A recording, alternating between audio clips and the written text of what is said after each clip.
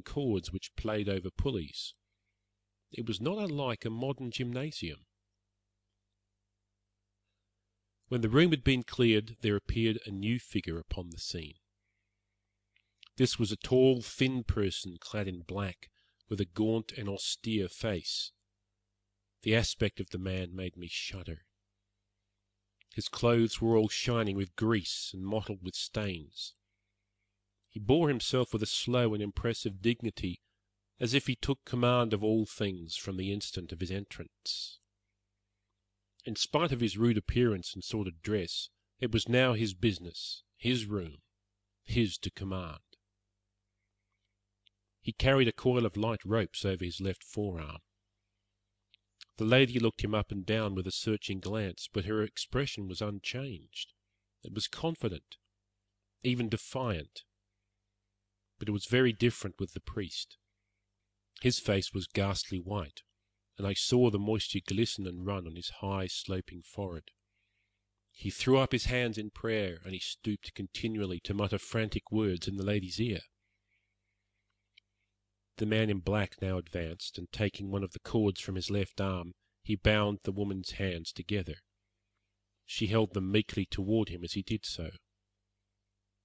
Then he took her arm with a rough grip and led her toward the wooden horse, which was little higher than her waist. On to this she was lifted and laid, with her back upon it and her face to the ceiling, while the priest, quivering with horror, had rushed out of the room. The woman's lips were moving rapidly, and though I could hear nothing, I knew she was praying. Her feet hung down on either side of the horse, and I saw that the rough varlets in attendance had fastened cords to her ankles, and secured the other ends to iron rings in the stone floor. My heart sank within me as I saw these ominous preparations, and yet I was held by the fascination of horror, and I could not take my eyes from the strange spectacle. A man had entered the room with a bucket of water in either hand. Another followed with a third bucket. They were laid beside the wooden horse. The second man had a wooden dipper, a bowl with a straight handle, in his other hand. This he gave to the man in black. At the same moment one of the varlets approached with a dark object in his hand, which even in my dream filled me with a vague feeling of familiarity. It was a leathern filler. With horrible energy he thrust it, but I could stand no more. My hair stood on end with horror.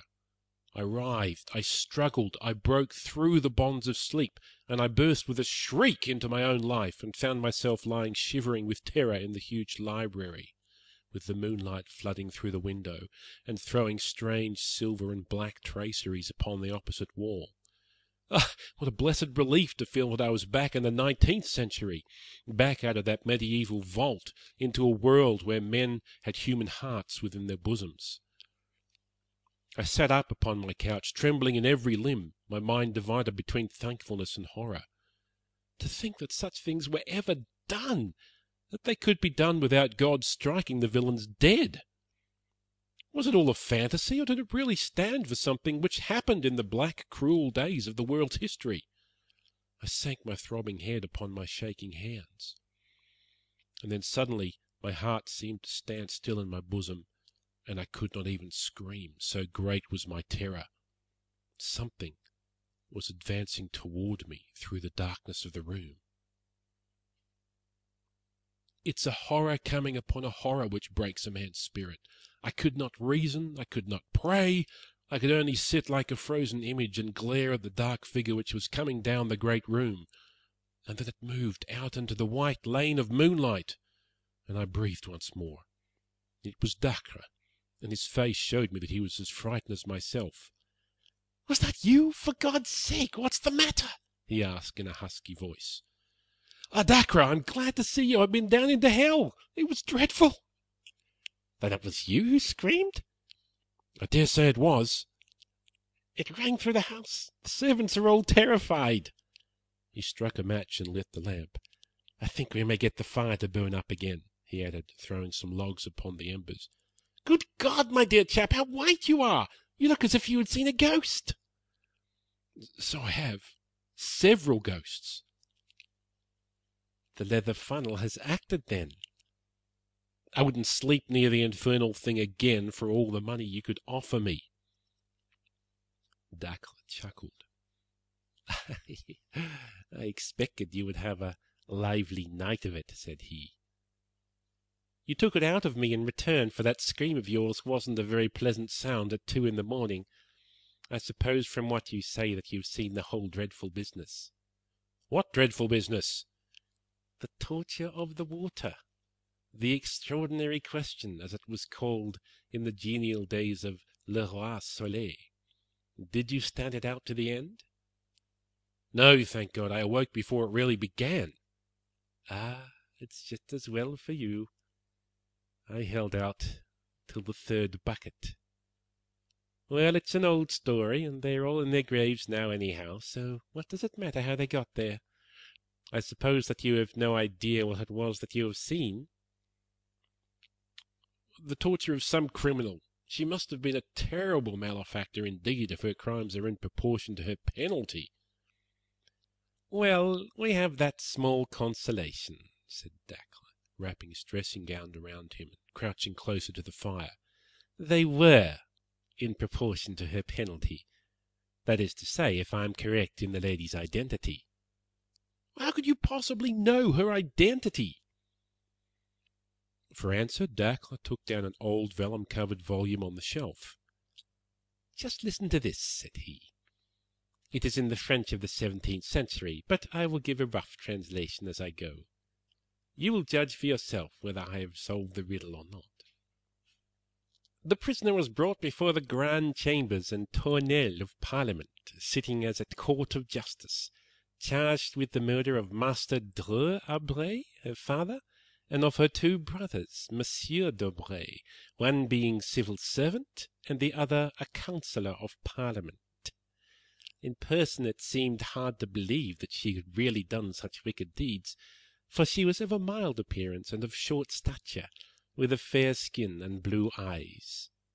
Yet the court, having found her guilty, condemned her to the ordinary and to the extraordinary question, in order that she might be forced to name her accomplices, after which she should be carried in a cart to the Place de Grève, there to have her head cut off, her body being afterwards burned, and her ashes scattered to the winds.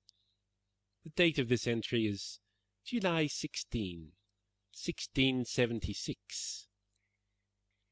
"It's interesting," said I, "but not convincing.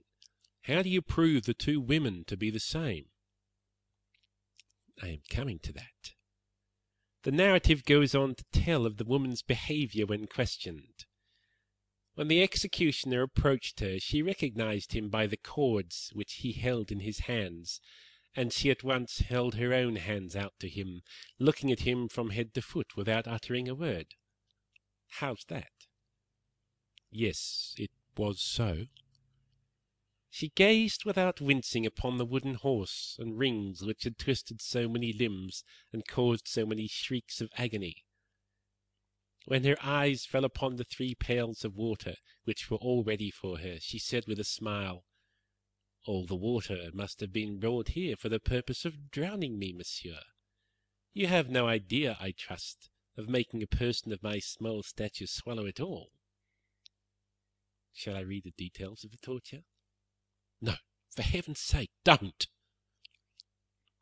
"Here is a sentence which must surely show you that what is here recorded is the very scene which you have gazed upon tonight. The good Abbé Pirot, unable to contemplate the agonies which were suffered by his penitent, had hurried from the room. Does that convince you?" "It does entirely. There can be no question that it's indeed the same event. But who, then, is this lady whose appearance was so attractive and whose end was so horrible?" For answer, Dacre came across to me and placed the small lamp upon the table which stood by my bed. Lifting up the ill-omened filler, he turned the brass rim so that the light fell full upon it. Seen in this way, the engraving seemed clearer than on the night before. We have already agreed that this is the badge of a marquis.